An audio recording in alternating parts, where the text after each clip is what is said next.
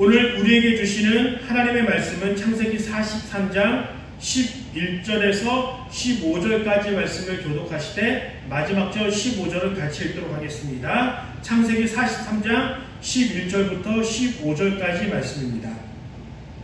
아버지 이스라엘이 아들들에게 말하였다. 꼭 이렇게 해야만 한다면 이렇게 하도록 하여라. 이 땅에서 나는 것 가운데 가장 좋은 토산물을 너희 그릇에 담아 가지고 가서 그 사람에게 선물로 드리도록 하여라. 유향과 꿀을 얼마쯤 담고 향품과 모략과 유향나무 열매와 감복숭아를 담아라. 돈도 2배를 가지고 나가라. 너희 자루마리에 담겨 그런 돈은 되돌려주어야 한다. 아마도 그것은 실수였을 것이다. 너희 아우를 데리고 어서 그 사람에게로 가거라. 너희들이 그 사람 앞에 설 때에 전능하신 하나님이 그 사람을 감동시키셔서 너희에게 자비를 베풀게 해주시기를 bil 뿐이다. 그가 거기에 남아있는 아이와 베냐민을 너희와 함께 돌려보내준다면 더 말할 것이 없겠다. 자식들을 잃게 되면 잃는 것이지 만들 어떻게 하겠느냐. 다 듣겠습니다. 사람들은 선물을 뿌리고 돈도 갑절을 지니고 베냐민을 데리고 급히 이집트로 가서 요셉 앞에 섰다. 아멘. 전능하신 하나님의 이름을 부른 야곱이라는 제목으로 말씀을 전하실 때 큰 은혜가 있길 간절히 소망합니다. 오늘 읽은 부분은 이제 애굽에서 형제들이 양식을 가지고 와서 그 양식을 다 먹고 떨어져서 이제 어차피 다시 양식을 얻기 위해 애굽으로 가야 하는 그런 상황에서 일어난 이야기를 오늘 본문을 통해 우리가 읽었습니다. 그런데 중요한 것은 그들이 양식을 맨 처음에 애굽에서 얻어다가 집으로 돌아가면서 둘째 형인 시므온이 바로 애굽의 볼모로 아니면 포로로 잡혀서 있는 그 상황을 이해하셔야 합니다. 그렇게 보냈을 때 약속은 무엇이었냐면 그렇다면 너희들이 간첩이 아닌 그 증거를 대기 위하여 막내 동생인 베냐민을 데리고 온다면 이 시므온을 내가 풀려나도록 하겠다. 라는 그 약속으로 베냐민은 홀로 애굽에 남아서 포로로 잡혀서 감금되어 있으며 그 형들은 10명이 왔다가 9명만 돌아가는 상황이었습니다. 그렇다면 우리가 보통 이해를 한다면 가족 중에 그 시므온이 볼모로 잡혀 있다면 빨리 베냐민을 데리고 와서 음식이 떨어졌건 떨어지지 않았건 그 한 명의 생명이 중요하기 때문에 빨리 베냐민을 데리고 와서 그것을 우리가 간첩이 아니다라는 것을 증명하고 시므온이 풀려나도록 해야 하는 그 모습을 상상했을 것입니다. 근데 그럼에도 불구하고 모든 양식이 다 소비하고 다 먹어서 이제 양식이 필요로 했다면 그 기간이 꽤 오랜 시간이 지난 상태여서 이 일이 일어나고 있는 것을 볼 수 있습니다. 그렇다면은 형제들이 그 아버지 요셉에게 그 야곱에게 빨리 시므온을 풀려나기 위해서 베냐민을 데려가야 합니다 라고 아마도 수없이 간청하고 요청했지만 아버지 야곱은 그 형제들의 간청, 그 간곡한 요구를 들어주지 않고 내 막내 아들 베냐민은 절대로 내 곁에서 떠나서 애굽으로 갈 수 없다라는 그 마음을 버리지 않고 결국은 음식이 다 떨어져서 다시 양식을 구해야 하는 그 상황, 그 현실에 다다랐습니다. 그렇다면 그 형제들의 마음과 특별히 우리가 기억해야 할 것은 시므온이 어떤 마음을 품었는지 한번 상상해 보아야 합니다. 목숨을 걸고 애굽에 홀로 남겨진 시므온. 아마도 그 시므온은 그 형제들이 베냐민을 데리고 빨리 다시 돌아와서 자기가 풀려나는 것을 예상했을 것입니다. 그리고 그날을 손꼽아 기다렸을 것입니다. 그럼에도 불구하고 시간이 흘러서 그 형제들이 베냐민을 데리고 오는 일들이 계속 늦춰져서 결국 기약이 없는 일로, 특별히 우리가 무언가를 기다리면서 시간을 보낼 때 얼마나 그 시간이 천천히 가고 그 시간이 괴로운 시간인지 우리는 잘 알고 있습니다. 아마 시므온은 자기가 간첩으로 몰려서 베냐민이 빨리 오지 않았기 때문에 언제 죽을지도 모르는 그 공포감과 혹시 아버지와 그 형제들에 대한 배신감으로 마음이 매우 힘들 수 있는 그런 상황이었습니다. 그런 긴박한 상황에도 어찌할 수 없어서 양식이 다 떨어진 상황이 그들에게 닥쳐왔고, 결국 그들은 아버지의 허락 없이는 베냐민을 데리고 애굽에 갈 수 없기 때문에 그 형제들은 끊임없이 아버지께 얘기합니다. 내가 베냐민을 데려가지 않고는 애굽에 가서 양식을 구할 수 없습니다. 그러니까 아버지도 어느 정도 그 사실을 받아들인 것을 볼 수 있습니다. 그래서 그 아버지 야곱이 이 베냐민을 보낼지도 못하고 아니면은 안 보낼 수도 없고 보낼 수도 없는 그 긴박한 상황에서 그 형제들에게, 그 아들들에게 짜증을 냅니다. 다 같이 한번 읽어볼까요? 이스라엘이 자식들을 탓하였다. 어찌하려고 너희는 아우가 있다는 말을 그 사람에게 해서 나를 이렇게 괴롭히느냐? 왜 너희가 그 아우 베냐민이 있다는 말을 쓸데없이 해서 내가 이렇게 고민하고 아파해야 하느냐라고 이야기를 합니다. 어쩌면 이 말 속에서는 가족들을 위한 마음, 또 잡혀있는 시므온에 대한 안타까움은 하나도 없습니다. 그리고 더 나아가서 오늘 읽은 본문에서 시므온을 지칭할 때 이름도 되지 않고 그 아이라고 얘기할 정도로 시므온에 대해서는 아예 그가 잡혀있는 것을 안타까워하거나 불쌍해하는 마음이 하나도 없고 오로지 이 베냐민을 데려가는 것에 대해서 불평만 하고 있는 야곱의 모습이 오늘 우리에게 그려져 있습니다. 국무총리인 사람과 약속을 했기 때문에 이 베냐민을 데려가지 않고는 양식을 얻을 수 없습니다. 그렇다고 해서 이 사랑하는 아들을 사지와 같은 애굽에 보낼 수 없는 그런 진퇴양난의 상황에 있는 것을 볼 수 있습니다. 바로 그럴 때 유다가 그 아버지 야곱에게 이야기를 합니다. 어떤 얘기를 하냐면은 9절에 보면 제가 그 아이의 안전을 책임지겠습니다.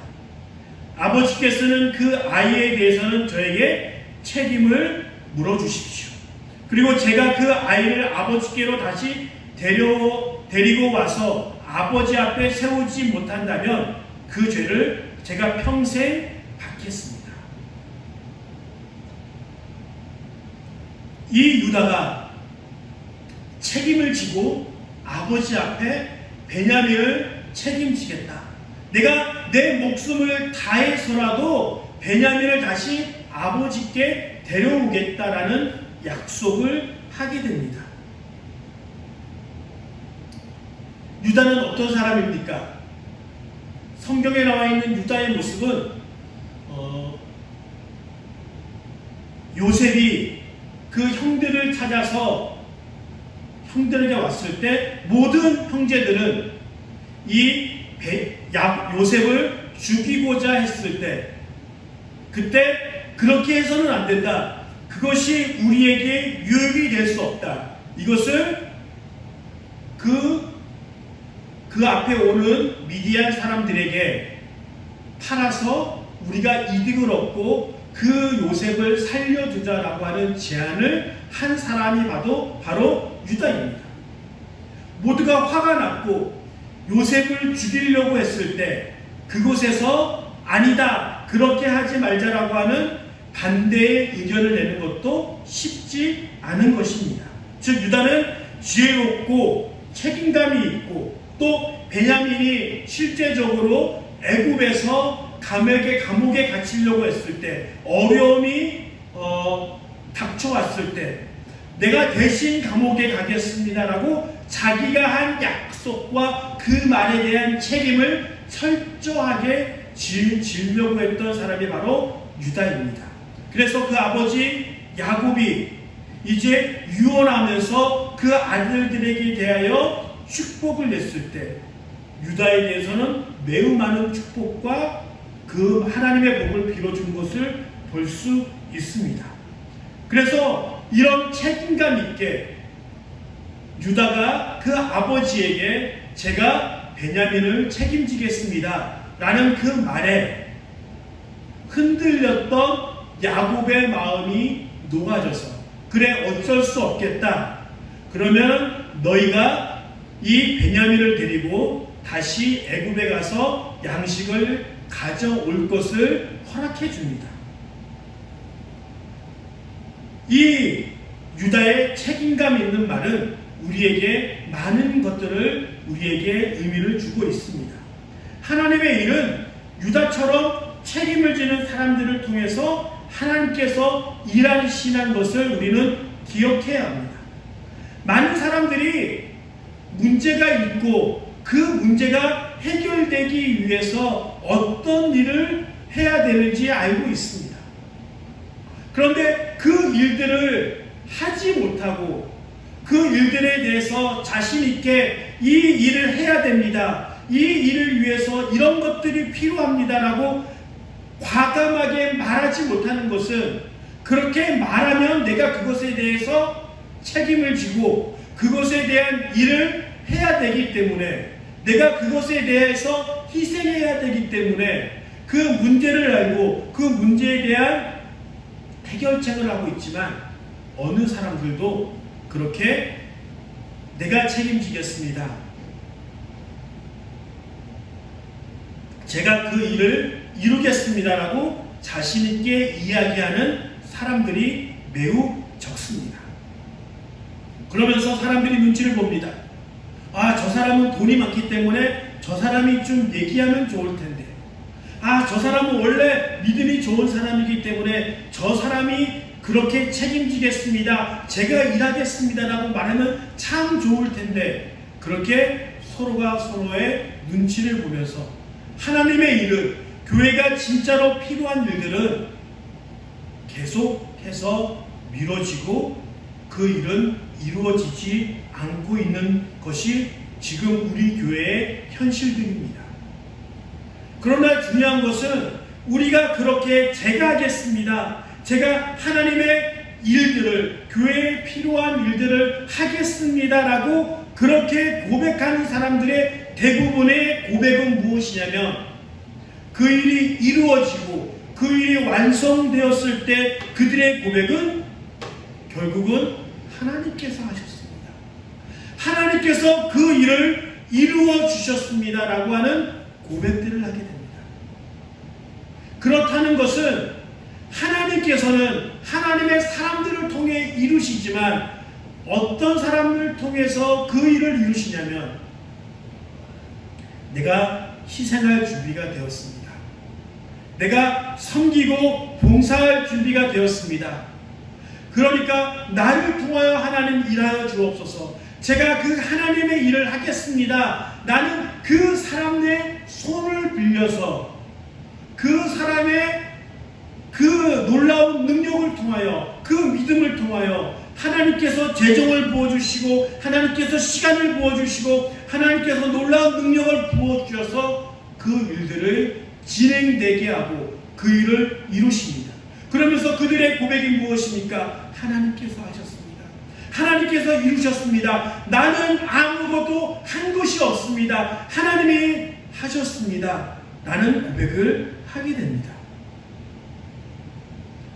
그러기에 우리는 단지 그 고백을 통하여 나를 하나님께 빌려드리는 것뿐입니다. 내가 할 수 있는 시간, 재능, 재정, 그 모든 것들을 하나님께서 채워주시고 부어주신다는 것입니다. 만약에 유다가 없었다면 어떤 일이 벌어졌을까요? 야곱은 그 아들 베냐민을 보낼 수도 없고 안 보낼 수도 없는 그렇게 우유부단한 상황에서, 이럴 수도 없고 저럴 수도 없는 그 상황에서 어쩌면 그들의 양식이 다 떨어져서 어려움을 당했을 수도 있습니다. 결국 유다의 그 책임감 있는 말 한마디가, 내가 책임을 지겠습니다라고 얘기하는 그 책임감이 가족들을 살리며 또 하나님의 놀라운 계획 가운데 요셉과 다시 베냐민이 만나면서 그 하나님이 계획해 놓으신 일들을 이루는 시초가 되어진다는 것입니다. 그런데 우리가 깊숙하게 생각하면 유다가 얘기했던, 내가 베냐민을 책임지겠습니다. 내가 그 책임감으로 아버지께 꼭 베냐민을 데려오겠습니다라고 그 약속했던 그 약속을 유다가 자기의 능력과 자기의 책임으로 이룰 수 있을까요? 그렇지 않아요. 유다는 애굽 사람들 앞에서 또 애굽의 국무총리 앞에서는 아무것도 주장할 수 없는 신분과 위치에 있는 사람이에요. 만약에 애굽 사람 어떤 관리 한 명이 국무총리를 만나는 것에 대해서 막아선다면 아무리 그가 만나고 싶어도 만날 수 없습니다. 혹시라도 국무총리가 의심했던 그 의심을 거둬들이지 않고, 너희들은 간첩이 맞아, 그러기 때문에 너희들 다 감옥에 갔고 사형에 처할 거야, 베냐민이 너의 동생이라고 그럴 수 없어, 그렇게 선포해 버린다면 유다는 그 의견과 그 권력 앞에 그가 책임감 있고 베냐민을 지킬 만한 어떠한 권세와 신분과 위치에 있지 않는다는 것입니다.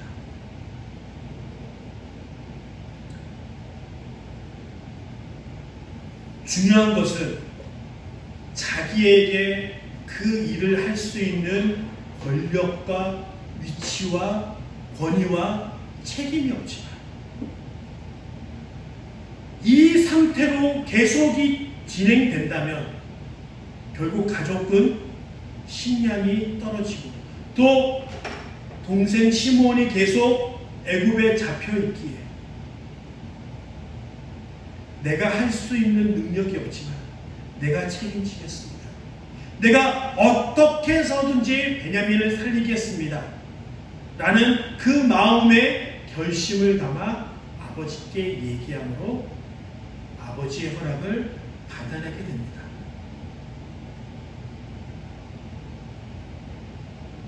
우리는 내가 그 일을 할 수 있는 능력과 권위와 돈과 그 시간과 헌신이 있기를 기다립니다. 내가 그 일을 이루기 위해서 돈이 얼마 있으면 내가 그 일을 하겠습니다. 내가 이런 위치에 있으면 그 일을 하겠습니다. 라고 그렇게 말을 합니다. 그런데 하나님의 일하심은 내가 돈이 없을지라도 그 권력이 없을지라도 그 위치가 아닐지라도 옳은 일, 하나님의 일, 교회를 위한 일이라면 내가 그 일을 위해 헌신하고 제가 하겠습니다라고 하는 그렇게 나서는 사람들을 통하여 하나님께서는 일하여 주시고 그런 사람들을 세워주시고 그런 사람들이 그 일을 할 수 있는 모든 능력들을 부어주신다는 것을 우리는 기억해야 합니다. 예수님께서도 그렇게 하셨습니다. 사람이 죄를 지었기 때문에 죽을 수밖에 없는, 죽게 되는 그 결정 가운데 하나님의 그 결정을 따를 수 없어서 하나님, 제가 대신 죽겠습니다. 제가 사람을 구원하기 위하여, 모든 인류의 죄를 구하기 위하여 내가 죽겠습니다. 그래서 하나님은 그 예수님을 의롭게 여겨주시고 그 죽음을 모든 사람들의 죄를 용서하는 그 수단으로 사용해 주셨고 인정해 주셨습니다.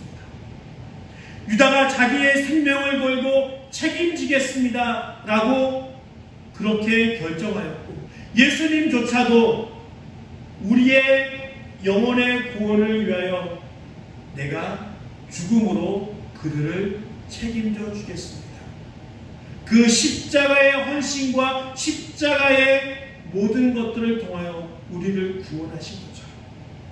하나님의 마음을 품고 하나님의 그 놀라운 일들을 내가 책임지겠습니다, 제가 하겠습니다 라고 하는 그 사람을 하나님께서는 기다린다는 것을 우리는 기억해야 합니다. 내가 능력이 없어도 좋습니다.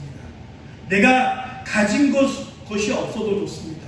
왜냐하면 우리가 믿는 하나님은 최고의 하나님이시고 우리가 믿는 하나님은 모든 것을 소유하고 계신 하나님이기 때문에 그 하나님을 의지함으로 하나님의 것을 사용함으로 그 일을 이룰 수 있다는 것입니다. 이제 유다의 그 고백을 통하여 야곱은 죽기보다 싫은 베냐민을 애굽으로 보내게 됩니다.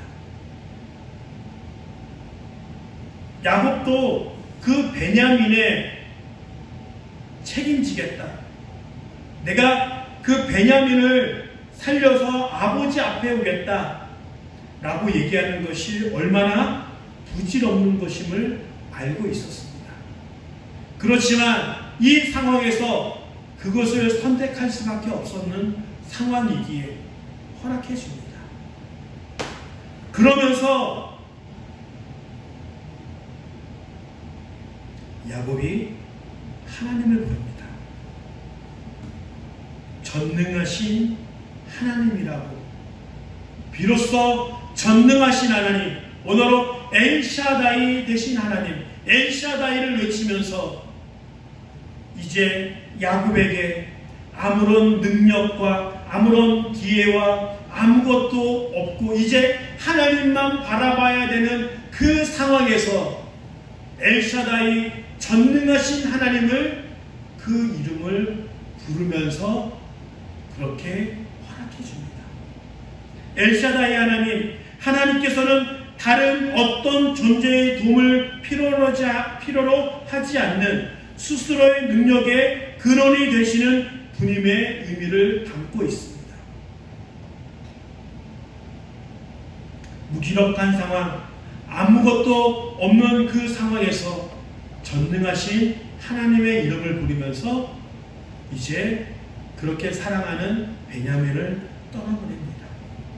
그런데 중요한 것은 이 전능하신 하나님, 엘샤다이 하나님, 이 하나님은 야곱이 에서를 피해서 하란으로 갈 때, 그의 외삼촌 라반의 집으로 갈 때 베델에서 돌베개를 자고 있을 때 하나님께서 야곱을 찾아오십니다. 그러면서 말씀하십니다. 다 같이 한번 읽어볼까요? 하나님이 그에게 말씀하셨다. 나는 전능하신 하나님이다. 너는 생육하고 번성할 것이다. 한 민족과 많은 갈대의 민족이 너에게서 나오고 너의 자손에게서 왕들이 나올 것이다.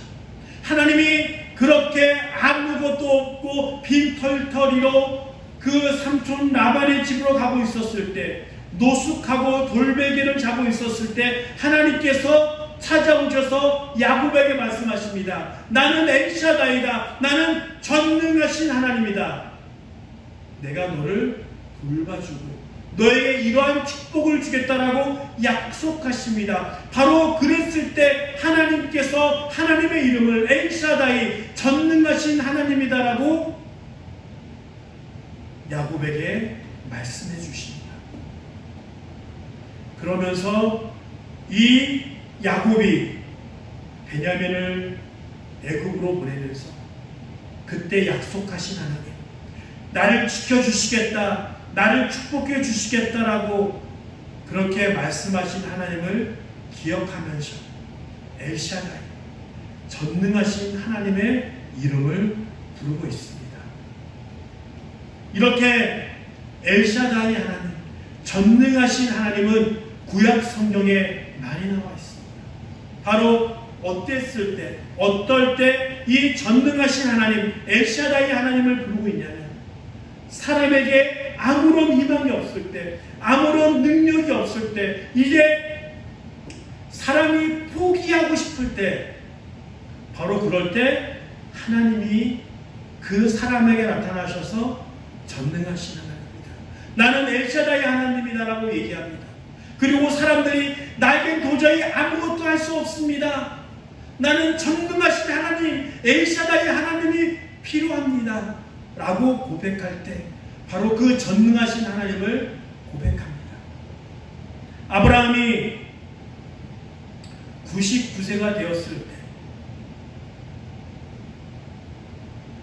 이제 하나님이 그에게 약속하신 하늘의 별과 같은 자손들에 대하여 그것이 이루어지지 못함을 깨달았을 때 하나님께서 아브라함에 나타나셔서 말씀하십니다. 읽어볼까요? 아브라함의 나이 99이 되었을 때 주님께서 그에게 나타나셔서 말씀하셨다. 나는 전능하신 하나님이다. 나에게 순종하며 흠없이 살아. 이제 더 이상 자녀를 출산할 수 없는 그 99세의 나이가 되었을 때 하나님께서 아브라함에게 찾아와셔서 말씀하십니다. 전능하신 하나님입니다.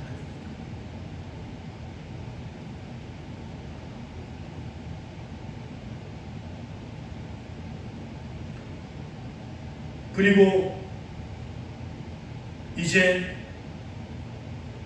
모세가 광야에서 40년 동안 양을 치면서 그의 모든 것들을 포기하고 있었을 때 출애굽기 6장에 가시 떨기 나무에서 불타오르는 하나님을 만났습니다. 그러면서 이야기합니다. 나는 아브라함과 이삭과 야곱에게 전능하신 하나님으로 나타난다.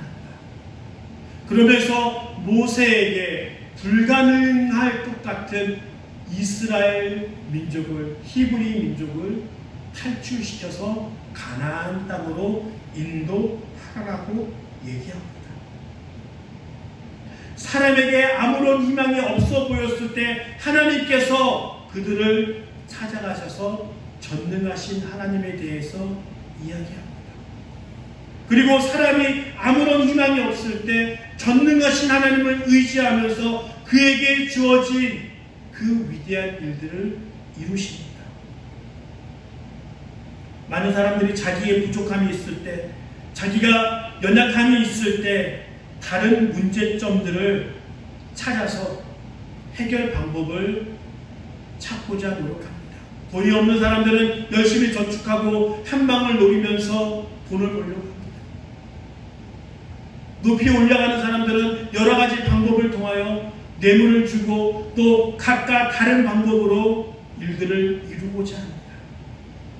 그러나 중요한 것은 하나님의 사람들은, 믿음을 가진 사람들은 하나님께서 우리에게 전능하신 하나님, 엘샤다이 하나님이 되어주신다라고 하는 믿음의 음성을 들으셔야 합니다. 나에게 필요한 것은 돈과 높은 권력과 다른 그것을 할 수 있는 뛰어난 관계가 아니라 내가 그 하나님께서 나에게 들려주시는 엘샤다이 하나님, 전능하신 하나님이라는 그 음성을 듣지 못했기 때문에, 내가 그 전능하신 하나님을 의지하지 않았기 때문에 그 일을 이루지 못하는 것입니다. 우리 산 가운데 넘지 못할 산이 있습니까? 꼭 하고 싶은데, 꼭 하나님의 위대한 일에 동참하고 싶은데 나의 능력과 재능이 없음을 고백했을 때 전능하신 하나님의 이름을 부르기를 원합니다. 로마서 10장 12절에 보면 유대 사람이나 그리스 사람이나 차별이 없습니다. 그는 모든 사람에게 똑같이 주님이 되어주시고 그를 부르는 모든 사람에게 풍성한 은혜를 내려주십니다.